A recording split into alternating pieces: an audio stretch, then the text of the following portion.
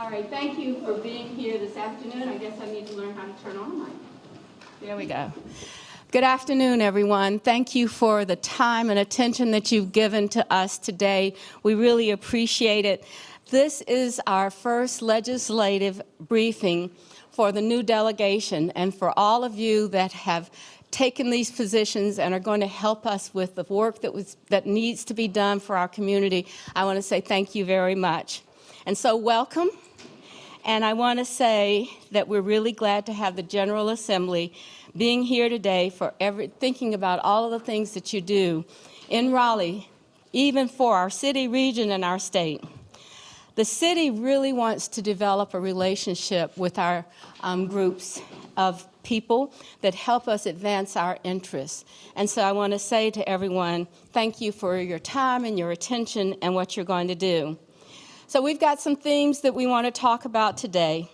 You know, we all have ideas of what we can do to make our community, our residents, happier, safer, and all of those kinds of activities.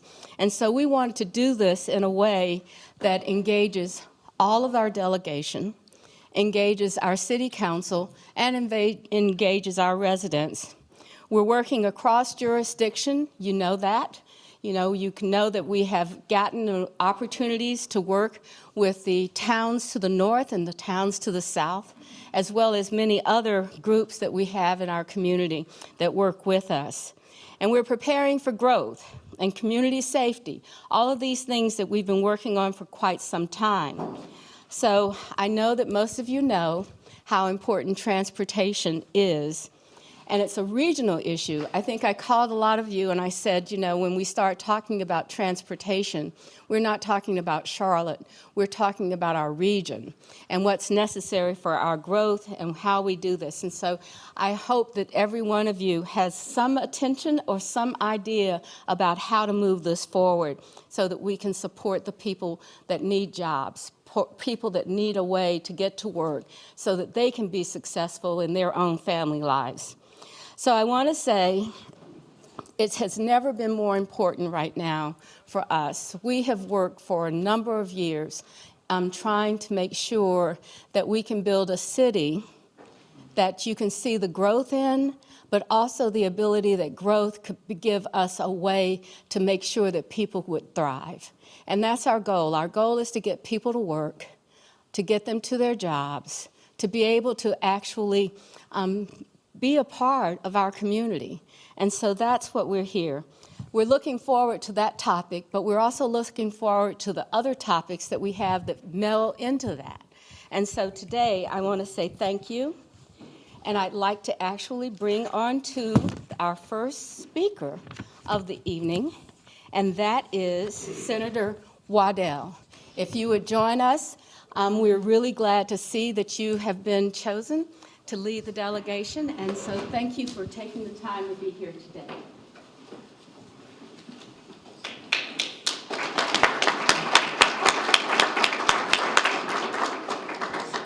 I want to thank the mayor for that wonderful introduction. And I want to thank all of you who are here today as we talk about transportation, as we talk about working together and moving forward.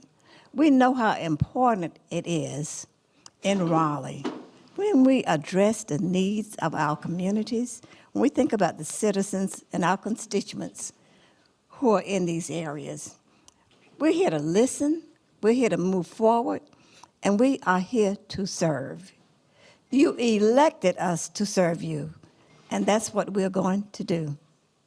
We're going to be open with our ears, with our eyes, and do the research that's necessary so that we can move forward and so that we can work together and so that we can listen and we can take on the agenda that you've assigned us to do.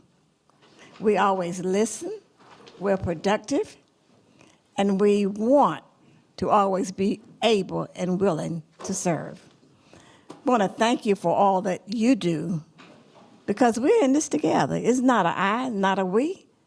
It's all of us working for the citizens. And the mayor just mentioned about getting people to work and moving forward with the small towns. She also mentioned about how important transportation plays when people can get to work and get out of their cars and when they can really enjoy the things that you've planned so that things are peaceful and so that things move smoothly. This is not the really beginning. We've been working on this some time, and some of you have been working more diligently and longer than others. So we're continuing to work to make things better, and really, the best is yet to come. Thank you very much, Senator. And now I have the great honor of introducing Vicki Sawyer, who has worked with us for a number of years. It feels like now, maybe it's just 24 months or whatever, but it feels like a few years. So, Senator, please, remarks. Thank you. I often joke that a politician usually runs to a microphone. I'm actually one that runs away from them. So I appreciate being here, and thank you for not directly throwing arrows into my back. As a lone Republican in the Senate for Mecklenburg County, I appreciate being here. But I also want you guys to know that I'm Charlotte through and through. I mean, 1993, I left my home in Davidson County to be a UNC Charlotte graduate with a degree in special needs and teaching. And I have stayed in the Charlotte region ever since. And as Mayor Lyles knows, transportation is very important to me, and as my job that the folks in northern Mecklenburg and Iredell County have elected me to do is to help transportation networks not only in our own district, but also statewide. And I hope you'll see that approach as we move forward through this next upcoming. I'm excited. I mean, you know what? Let's try it. Either we win or we lose, right? Let's just give it a shot. I'm excited to get to know each and every one of you more. My door is always open, but I'm only open for conversation that moves us to a certain point together. Destructive behavior is something that I cannot tolerate, and so I just wanted to make sure that everyone know that I will collaborate and work with each and every one of you as we work together, but will not work apart. Thank you. I want to say thank you to both of you for the way that you allow us to be out here thinking about what we can all do to make this place a better place for everyone. So I will tell you now, we're going to have a few updates that we want to provide with you around our legislative agenda. And so most of you know Dana. He's been walking the halls of the legislative building for a very long time, and he's going to lead us in a discussion around the city of Charlotte's, I think what we would call our legislative agenda. Dana?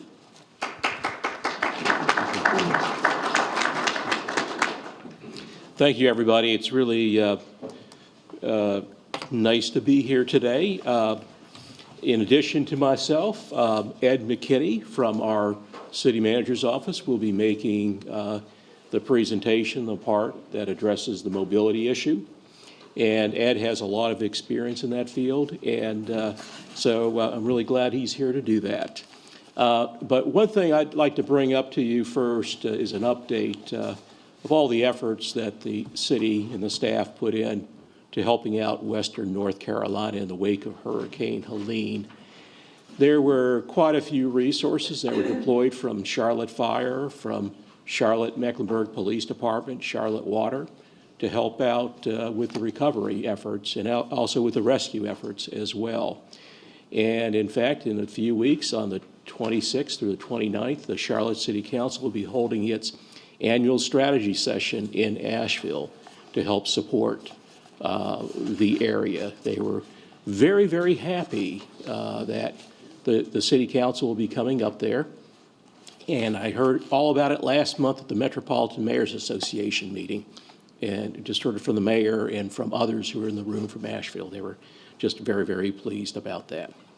Dana, before you go to the next one, I failed in my MC role to have everyone so that we all know each other, to have everyone introduce themselves. And so I know that we have just heard from Senator Waddell and Senator Sawyer, but I'd like to go ahead and have us go around each table and make sure that we have our names and people know who we are. Ma'am. Good afternoon, everyone. I'm Luana Mayfield. I serve here on Charlotte City Council as an at-large member. Good morning, everyone. I'm Becky Carney, representative. I've been in the House and in her last term. I know you wonder what's wrong with her. But anyway, and I feel like I'm at home. Started county commission out here 28 years ago. So welcome and thank you for having us. Good morning, everyone. I'm Representative Mary Belk, and I represent District 88.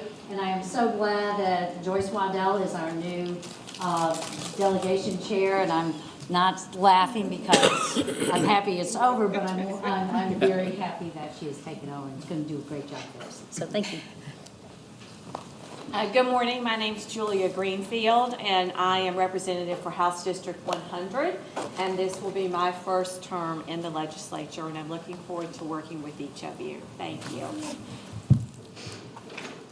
Good afternoon. My name is Malcolm Graham, a member of the Charlotte City Council and a former North Carolina State Senator for about 10 years. I serve as a member of the city's Transportation Committee and chair the city's Jobs and Economic Development Committee. Good morning. I'm State Representative Tricia Coughlin. In my 7th term, I served Mint Hill, Matthews, and a part of South Charlotte.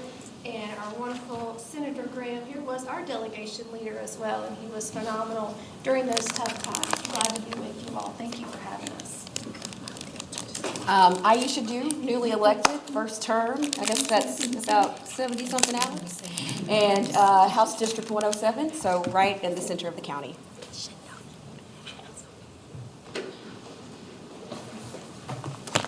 Hello, everyone. Glad you're here. James Mitchell, Charlotte City Council. Okay. Who are you? Hello, everyone. My name is Caleb Tedros, representing Senate District 41. This is my first term. A lot of familiar faces from when I interned here about 5 years ago. Good morning, everyone. Good morning, Madam Mayor, City Council, and the board of council staff. Thank you for all your service. My name is Mushtaba Mohammed. I've served the people of Nottingham County as 38 Senate. Good afternoon, everybody. My name is Representative Jordan Lopez, serving in my first term representing House District 112, which is the East Charlotte area. Looking forward to working with each of you, and thank you for having us, Mayor Lyles. Hi, everyone. Beth Helfrich, serving District 98, which is the north end of the county. I say if you just lop off from exit 23 and up, that's my turf. So I'm really excited to be here and working with all of you in the upcoming biennium. It's going to be an exciting 2 years. Good afternoon, everyone. I'm Representative Carolyn Logan. I represent District 101, Northwest Mecklenburg County. And I'd like to say thank you to Charlotte for what you're doing for Western North Carolina. As you know, Asheville is my home. Thank you. Good evening. I'm Nasif Majid. I serve House District 99, University, Big Valley, Bat Creek area. And I'm looking forward to working with you on your agenda. Good afternoon. I'm Woodson Bradley, newly elected freshman North Carolina Senator, District 42, which is Mint Hill, Matthews, all of Providence, Valentine, South Charlotte, South Park, half of Myers Park, and half of Eastover. So it's a doozy, but I'm really excited to be here. Well, welcome, Senator Bradley. I'm Dimple Ajmera, Charlotte City Councilwoman at large. I chair the Budget, Governance, and Intergovernmental Relations Committee. And our committee was so proud of the work that we have done to deliver the legislative agenda. And I look forward to working with each and every one of you. Thank you. Hey, good afternoon, everyone. My name is DeAndrea Salvador, proudly serving in Senate District 39, which is right to the west of Senator Bradley, so southwest Mecklenburg and Charlotte area, and thank you so much for having us here today. Good afternoon, everybody. My name is Ed Driggs. I am a Charlotte City Council member for District 7, which is the south, the Valentine area between Matthews and Pineville. I chair the Transportation Planning and Development Committee, which means that a lot of what we're going to talk about here is very relevant. I'm also a member of Mr. Graham's Jobs and Economic Development Committee, and a former two-time chair of our Intergovernmental Relations Committee, which means I've spent quite a lot of time in the past walking the halls of the General Assembly, and our relationship with Raleigh is of particular importance to me. I'm very, very pleased to be here today. Thank you. Yes, please. Introduce yourself. Hey, what are we saying in here? Your name and who you are. Okay, hey y'all, I'm Marjorie Molina. I have been on the council, this is my second term. I represent the East Side, District 5, and nice to meet you. Well done. Good job. Hi, I'm Laura Budd. I represent House District 103, which now consists of a few streets in Matthews, Valentine, Pineville, South Mecklenburg, and a few streets in South Charlotte, so much like Senator Bradley. Pick your poison. Good afternoon. My name is Victoria Watlington. I see many familiar faces. Hello again, friends. I serve on Charlotte City Council at large, as well as the chair of the Housing Safety and Community Committee, and have the pleasure of serving under Mr. Driggs on the Transportation and Planning Committee. Hello, everyone. Good afternoon. My name is Tijuana Brown. It's an honor and privilege to serve Charlotte City Council District 3. Unapologetically, thank you. Tarek Kari, City Council District 6. All right. Did we miss anyone? Feel free to stand up if you were missed so that we can make sure that we document this wonderful occasion. So with that, we will now go to the staff review of our legislative agenda. Hello again. Let's go ahead and get into our legislative agenda. We do have, just so you know, we are looking at issues that address our safe communities vision, addresses being prepared for growth, but also we will have an update on a breaking topic that you all have been dealing with for the last in the last part of the 24 General Assembly. First thing, update. A couple of years ago, legislation went through that enabled cities, all cities, to establish civilian crash investigation programs without having sworn officers. Okay. I think we need more volume here. Is Amanda, can you help out with this? I think if I speak closer to the microphone, you all maybe, that's better. I'll just have to lean over, I'll have to hunch over. I'm good, thank you, Amanda. Thank you. Yeah, 2 years ago, the Civilian Crash Investigation Program legislation passed. And like a lot of other police departments around the state, Charlotte-Mecklenburg Police got on the job and started training the investigators. And that program just launched. And it's a good idea that it just launched because these stats are really pretty stunning to me. Over the last 3 years, 71% of all car crashes are minor. And these are the type of crashes that the civilian investigators can handle. And sworn officers were working about 40,000 hours foreign resources we can put onto more pressing matters. And in our legislative agenda for this year under public safety, there is an issue that the council feels very strongly about that needs to be addressed, and that is the issue of all the arcade fish games and parlors, betting parlors that are springing up around the city. In fact, this is happening all around the state. And my understanding is that a member of the House Republican leadership is going to be taking the charge this year to try to get legislation through. And what we wanted to do was to show our support for addressing that issue, and especially the planning and zoning issues. We're going to that is where a lot of our issues come in. Now there are issues with the crime that does occur, but when these arcade fish game parlors are located in certain areas, they tend to be a drag on those communities. A lot of other businesses do not want to go into areas with these types of parlors.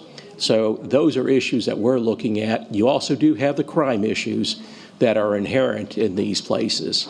So we are very glad that the General Assembly is going to be taking that up again this session.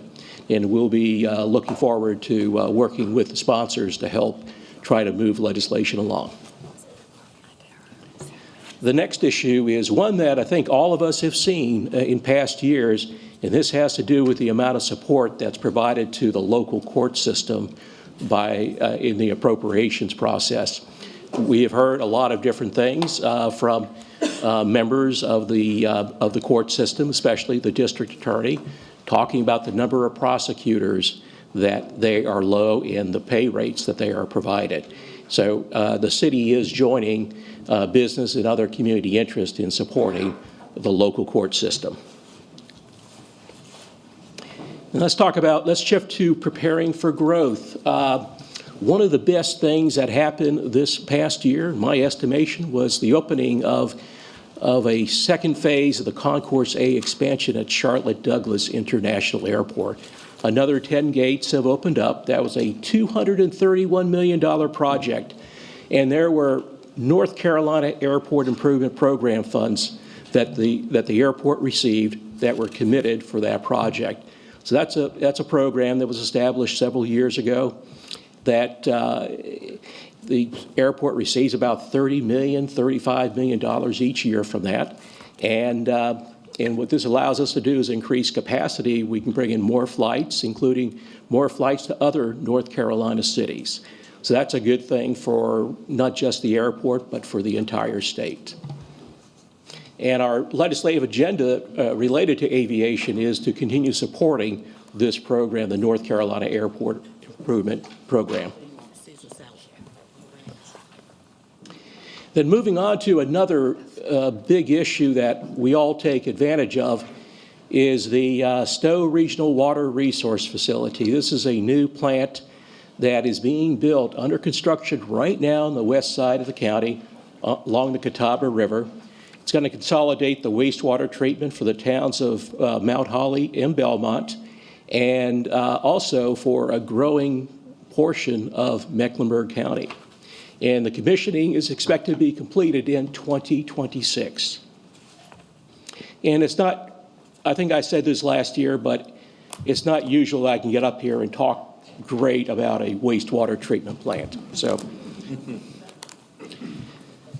and on the other side, on the Charlotte Water side, another issue that they're working on that you all need to be aware of, that we're taking very, very seriously, is the notice of intent from Charlotte Water to increase the amount of water that's diverted from the Catawba River Basin to the Rocky River Basin. The Rocky River Basin is essentially the eastern third of Mecklenburg County, roughly, and includes not just parts of the city of Charlotte, but includes parts of the towns of Matthews and Mint Hill, Huntersville, Cornelius, and Davidson. There is not a natural source of water or enough water that goes through that basin in order to tap into it to provide the water that area needs to continue growing. But in state law, if you want to move water from one basin to another, you have to file what's called, you have to apply for a interbasin transfer certificate. And Charlotte Water did that about 1 year ago. And other systems around the state are doing likewise, just like the town of Mooresville is. But the rub is that some of the localities in our region are opposing it because they feel like it's going to be taking water from what's available for them. And one thing about the process that's set out in state law that we are following is that we had to file the notice of intent to get the IBT before having the required studies completed. And those studies are ongoing right now. There will be an environmental impact statement. There will be a estimation of what the safe yield is from the Catawba River in order to continue providing water to others, not just upstream, but also downstream, and also impacts upon the environment and so forth. So you may hear some rumblings from members of the General Assembly up in the other areas, like in the Catawba, Caldwell, Burke counties, and so forth. And right now, we don't have the answers to a lot of their questions because those are under study. But I do want you to know that we do have resources that Charlotte Water has committed, and they have subcontracted with people who know the local landscape up in these areas. and they are meeting with local officials up there.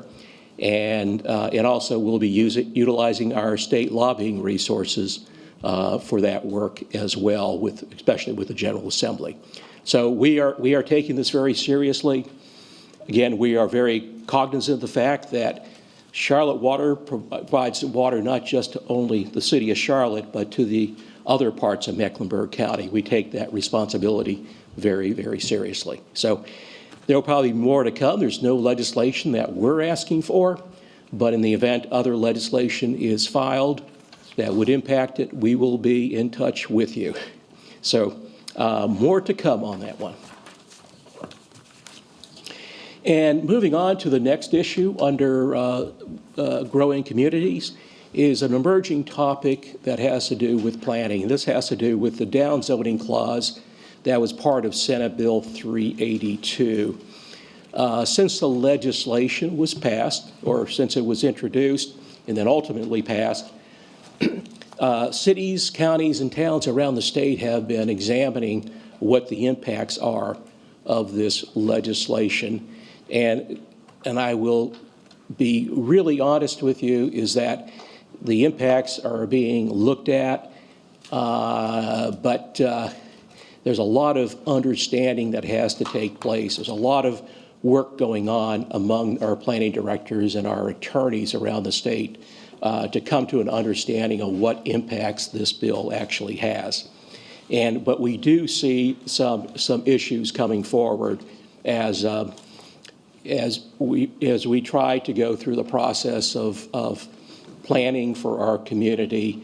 You could have some impacts on the ability to further limit any uses like the fish game arcades, like short-term rentals, and any reduction in density for certain areas. And also looking at the non-conforming structures and so forth. So we're looking to collaborate on any language modifications that retain for us the ability to pursue the solutions that we need to respond to the community. And we have our planning director, Allison Craig, back there in case there are any additional questions about this later on.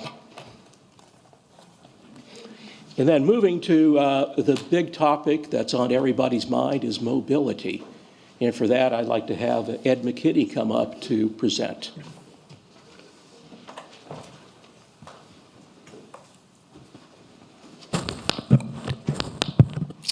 Thank you, Dana. Again, Ed McKinney with the Charlotte City Manager's Office, and certainly this is a great opportunity to provide an overview of essentially multi-years of work and collaboration, but certainly a lot of big events and conclusions that have happened last year to get us forward. So what I really want to do is highlight the uniqueness of the efforts and the success that we've had in the conversations over this past year, and there's a couple key points. One is this is a result of a multi-year regional collaboration. There's been a lot of work, again, over multiple years, but certainly some intense work that has happened this past year with the managers of the city, the county, and the towns to really dive into this strategy. A couple of really key big milestones that happened as part of that work is the update of the MTC's interlocal agreement, sort of reestablishing that working relationship. A lot of work. It was a big lift to get that adopted and supported by the communities. And then finally, this work is to where we stand today around the draft legislation. So that collaboration to set really a funding strategy to move us forward. And it was really important to get that support across the county, and successful in getting the majority of our jurisdictions to support that publicly this past fall. Secondly, this is unique in its approach from a funding strategy, so it's multimodal, and I'll talk about the reasons for that in a couple of different ways, and I'll also reference some success that we've seen around the country in successful sales tax referendums. It's multimodal, so it touches roads, it touches our bus system, and it touches our rail system. Roads certainly is important because of the needs that we have across the county and the city and the town. So we all know that growth is pushing our infrastructure in a way that is requiring us to think differently about how we invest. And that's across things like safety, that across things like sidewalks, street lighting, certainly congestion mitigation, but it's really across the board, some of the basic needs we need in our roadway network. Dedicating bus funding is also a really important part of this strategy. So CATS has been working on their better bus system, the Envision My Ride. All of that is leading to a really innovative and forward-thinking approach about how we invest in our bus system. I'll talk a little bit more in detail, but that's frequency, that's amenities, that's microtransit, some really unique things that we're seeing across the country that we think we can invest and apply here in our city with the right funding strategy. And then certainly rail, and that's giving us the ability to move on the priorities of our 2030 transit system plan, but again, do it in the balance of our multimodal approach. Lastly, and this is really unique across the country, it takes that road funding and empowers all the local jurisdictions, including the city, to utilize those funds in a way that reflects the needs and priorities they have individually. We have, I think, certainly similar needs across the county, but every city, every town has their unique situation, unique scale, and unique context. So this is a unique way to essentially empower our local jurisdictions with this funding strategy to address the needs that they have in each of their jurisdictions. Now let me go into the detail. There's a lot here to unpack on this slide, and certainly a lot of these details we've discussed before. But let me highlight again a few things. First is the scale. So it's really important to sort of pause on that number at the top, 19.4 billion. That is one of the biggest efforts that we will see across the country in the next several years. So we should take that pause for a moment and realize that opportunity. We are one of the fastest growing cities in the country, in the region, and having this source of funding is really a way to continue for us to be successful and to address the transportation infrastructure we have, the needs we have over the next 30 years. Again, it is multimodal, so I want to talk a little bit about the details of that. It defines 60% of this funding for roads and bus investment. And again, that's across the needs we have for our safety, our sidewalks, our street lighting, congestion mitigation, expansion of our roadway system. And again, it includes a bus investment on that road network. That road network is the foundation of a good transit plan, and the vision that we have for our bus system builds upon that foundation. A key part of that foundation in the bus system is microtransit. I want to emphasize that the funding that you see on this slide is essentially set up to implement the vision that CATS has put forward in their Better Bus System. Frequency, additional frequency on our high priority corridors, amenities, physical amenities to make our bus stops and our transit stations essentially dignified for our transit users. As we all know, we've got many bus stops across our system that simply aren't up to the dignity that our transit riders deserve. This gives us the funding to do it. And then microtransit, we're about to implement, as I think many of you know, the microtransit in the northern towns. This is first, last mile. This is door-to-door service, and this is the ability to put that service across the county in a way that we've never done before, putting it in places that don't have and are almost impossible to serve from a typical transit standpoint. This will give us coverage in a way that we've never seen before. It requires certainly a scale of thinking that this funding will give us the ability to do. And then certainly 40% of this funding is dedicated to rail. That gives us the ability to first and foremost implement the red line, but then work to prioritize our other corridors and invest in them given that scale of funding opportunity. Last part of this slide talks about the federal funding dollars that we can leverage. Again, that $19.4 billion gives us the ability to potentially pull down another $6 billion, invest in our transit system, and really make us competitive across the country with a local source and a local match to take and essentially take advantage of the federal funding that will be available. And this is not just the current period of time, but over the next 30 years. This gives us the ability to really take advantage of that funding opportunity. The last thing I wanted to say about this slide, and many of us on staff have been able to spend over the last year some deep dives with other cities across the country that have taken this approach. We've talked with the city of Phoenix, we've talked with the city of Nashville, Columbus, all three of which had successful sales tax referendums just this past fall. They have all taken this approach. So this notion that the way we invest in transportation is multimodal. Just like us, they have all the same needs. They need transit service and extension, but they also have the same kind of roadway needs that we have, and their transit funding and strategy reflects that. And I think we're excited to say they were all successful, that this past fall, all three of them were successful. We talked about why and how they were successful, and the first thing they told us was this approach, that this resonated with the community. It reflects the needs that they have and was really the right way for their needs to move forward with funding. So it gives us a path forward and certainly some lessons to learn as we move forward with this effort. Let's talk a little bit now and focus in on the road piece, which again, it's important to think about the scale. I've sort of highlighted a couple numbers here. This is a large, significant amount of funding over a 30-year period. As I know council knows, we've talked with our city council over the last couple of years. We're working to really define certainly the needs that we have and our approach and our strategy for investing in those needs.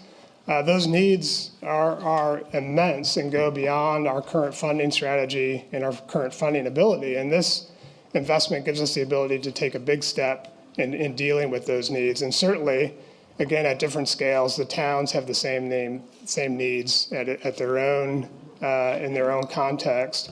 If you look at their plans, they're just like our plans. They're just at a different scale. We all have the same safety concerns. We all have the same concerns about congestion and pedestrian safety and convenience. So these plans are the same. We all just need the right amount of money to invest in them.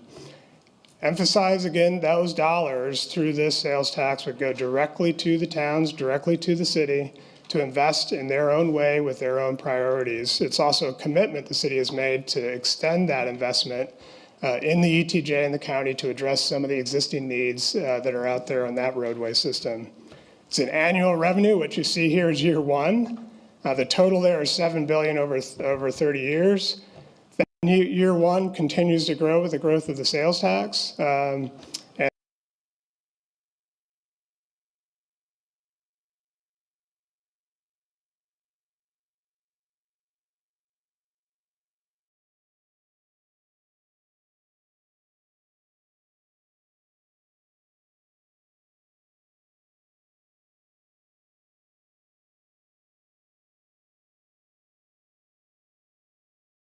And that's an annual revenue that every city, every town can, and gives us also a way to partner. So these are dollars that we can think about across, and gives us also a way to partner. So these are dollars that we can think about across the county, across jurisdictions to partner on projects, work with NCDOT to partner on other big projects. This is a way for us all to sort of take responsibility and accountability for our own needs, but partner in a way that helps lift the region from a transportation standpoint. You can't have a mobility discussion in the county in this region and a funding conversation without talking about the red line. So it's important to remind ourselves about both the history and where we've gotten over the past year. It has always been a commitment.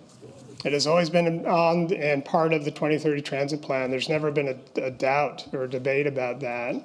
The issue has always been access and getting either through full control of that corridor, the NS corridor, or access to it to run the service, the commuter rail service that has always been envisioned. As again, we all know, this year has been a huge breakthrough, 20 years in the making. We are thankful for the partnership of Norfolk Southern, their ability now to be this past year in a position where they were ready and open to having detailed conversations about the transfer of that corridor. The city spent over a year worth of detailed negotiations to make that happen. City council supported that purchase back in September.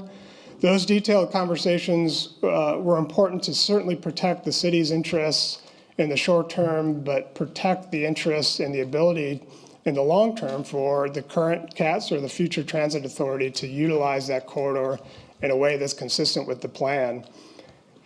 Certainly, though, the sort of one of the final points to put on that, and it's important to think about this from a multi-county perspective, everything we've done, that purchase and access that we've got to that corridor is set up to expand and extend into Iredell County and to Mooresville. Very important. That's only upon their determination and their decision. We've made sure that that's possible. It's ultimately their decision to do that in the right time and the right way. So it's really clear that we see that as an important partnership, but certainly the leadership and their decision is all of theirs in partnership with us. Finally, let's just talk about what's really the next few steps from a transit perspective and what's happening again in the next 6 months that will really be fundamental to the public conversation around transit and this opportunity of funding. So the MTC has already started the process to update the transit plan to reflect the funding strategy that I just described.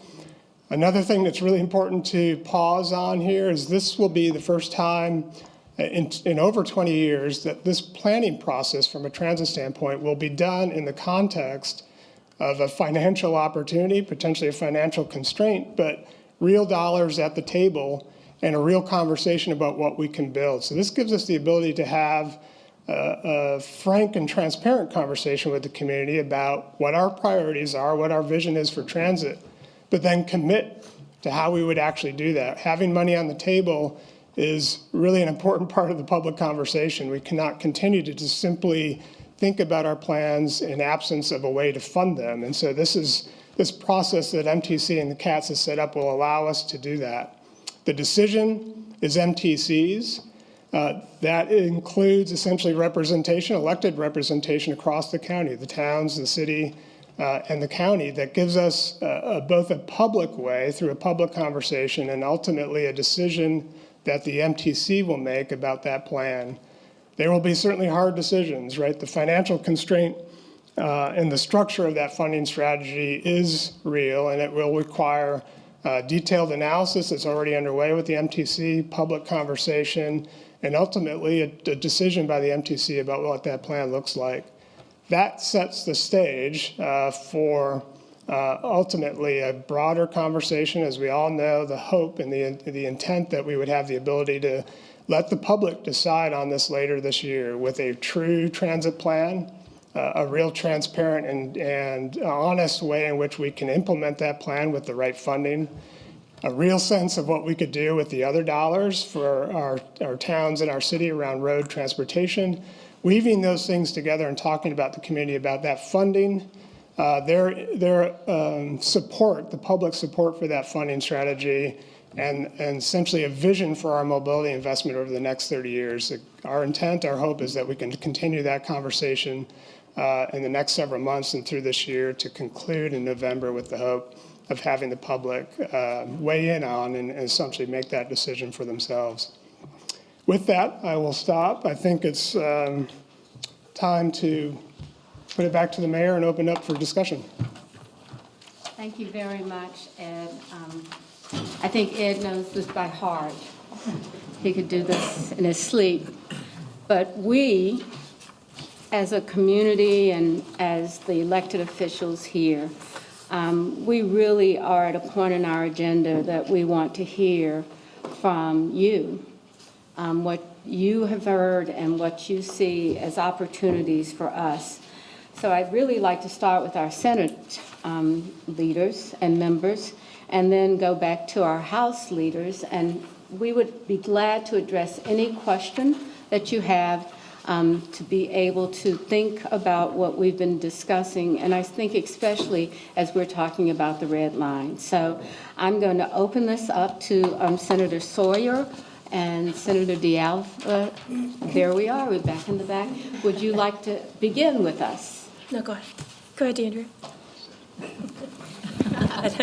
I always like a little bit of time to process, but let's just, I guess, logistically, from looking at the request here, you're mentioning the draft legislation and advancing that. In the Senate, with our rules, we do have a limitation on when bills can be requested and then ultimately introduced. So I'm wondering, what is the state of the draft legislation? Kind of what is that timeline, just more logistically? I've certainly seen things floating around, but I'm not sure of the current status, and just making sure we can be on top of meeting. I think it's February 17th. We have to submit our request, so that's going to come up rather quickly. Oh, no, I'd love for the senator to take this. Thank you. I think you Thank got a you. little bit more of a leadership in this one. Thank you. It's always a joyful day to come down to the city of Charlotte and be put on the hot seat.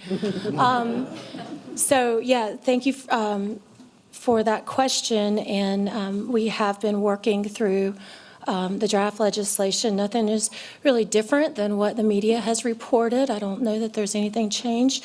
The one thing that will never change is bill drafting and their ability to get it out quickly. And so I can tell you that the draft had been submitted a while ago, and we are awaiting their response. But I have not seen anything come back from them.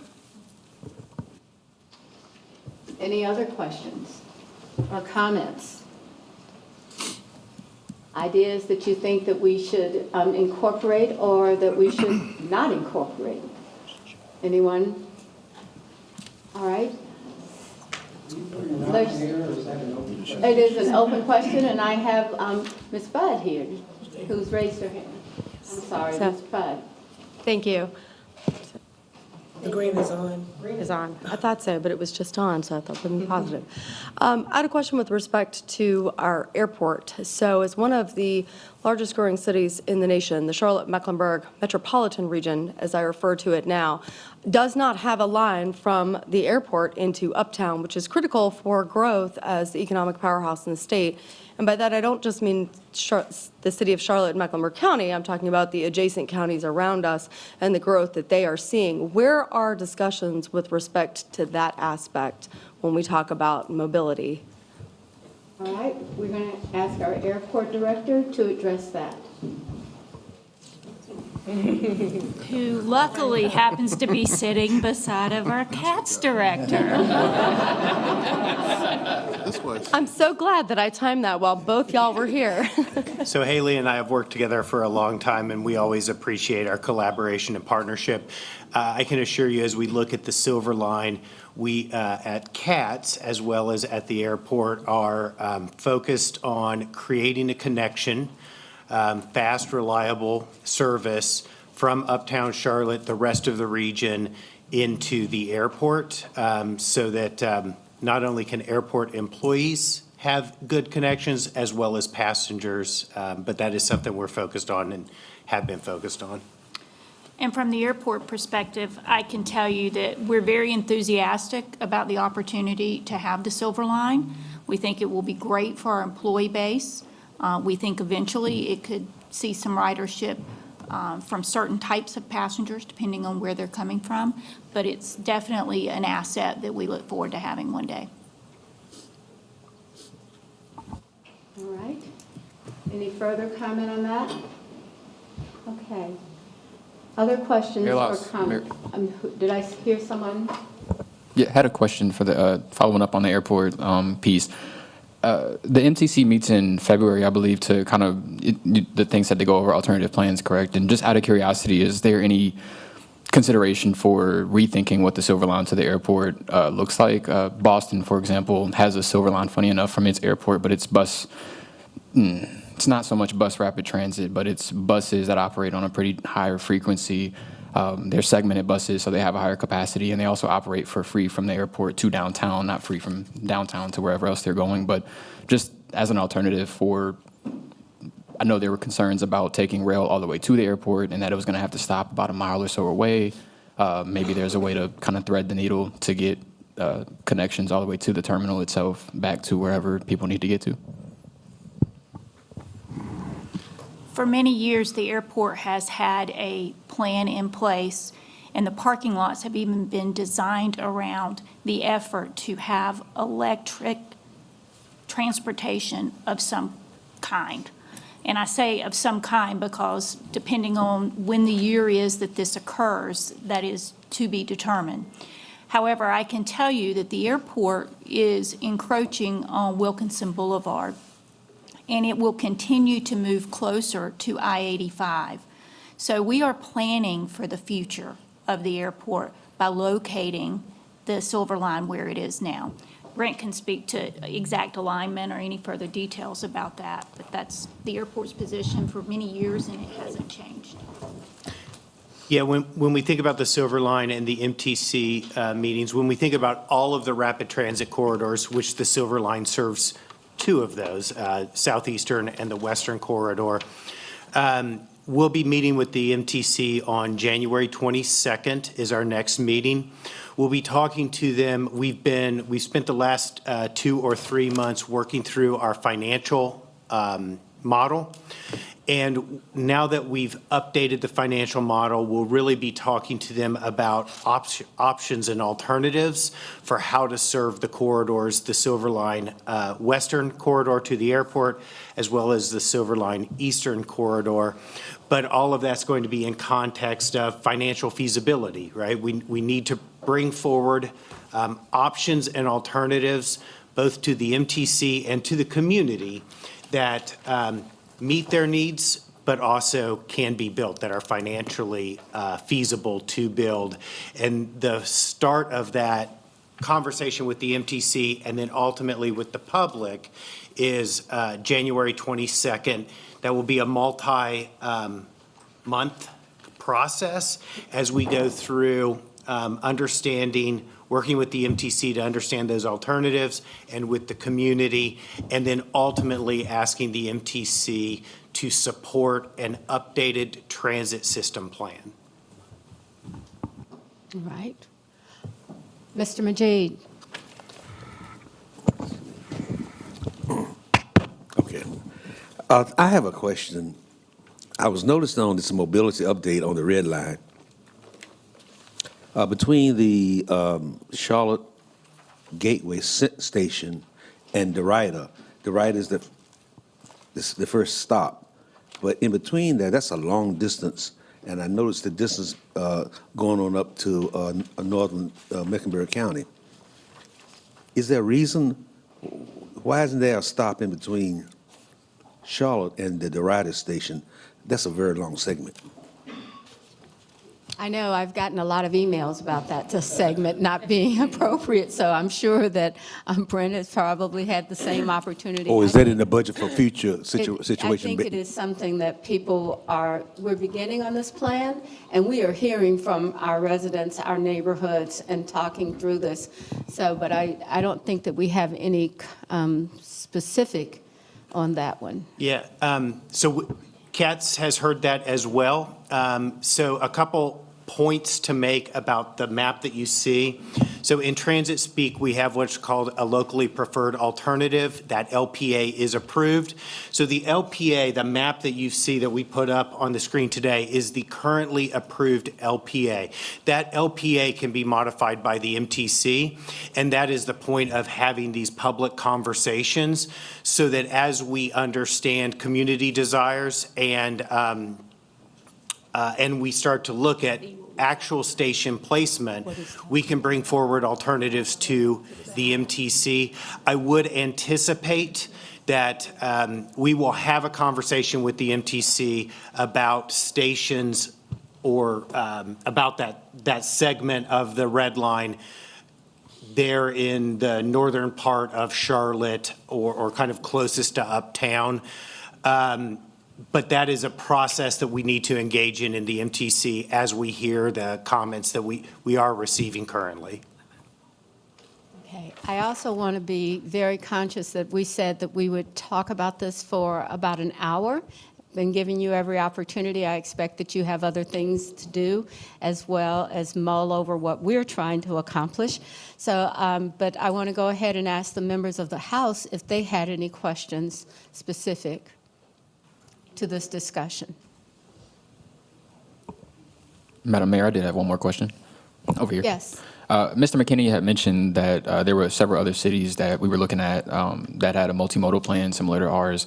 Notwithstanding the total spend, was the spending like broken down in a similar way that we are, say 40% roads, 40% rail, 20% bus, or were they thought of in their own unique ways? And how did that work out for them, I guess, is the final question, sorry. Sure. Yeah, again, the cities that I referenced that we've done some, deeper conversations with were Phoenix, Nashville, Columbus. They've all done it different ways, and certainly I don't want to answer that in detail. Certainly can provide we'll put together a little package that sort of describes some of the more details of that.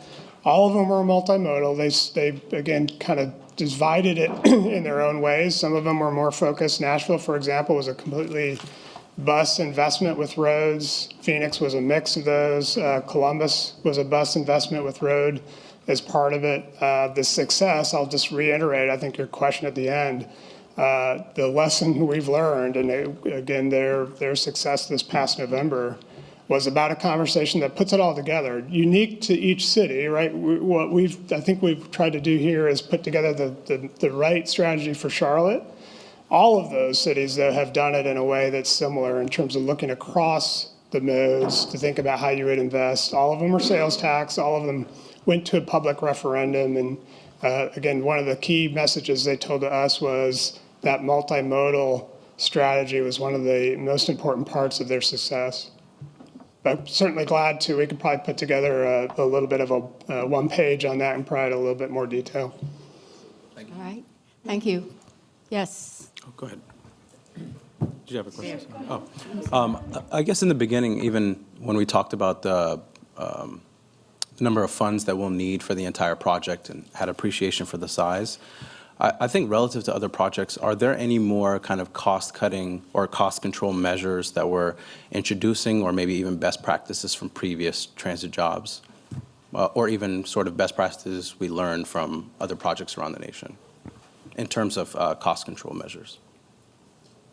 I'm not sure if the manager wants to address that or Brent, because I know that we've had many people come in and provide for us. How did they do it? And it's been all the way up on the East Coast. We've also gone through Washington, D.C. and places like that. So we are including that.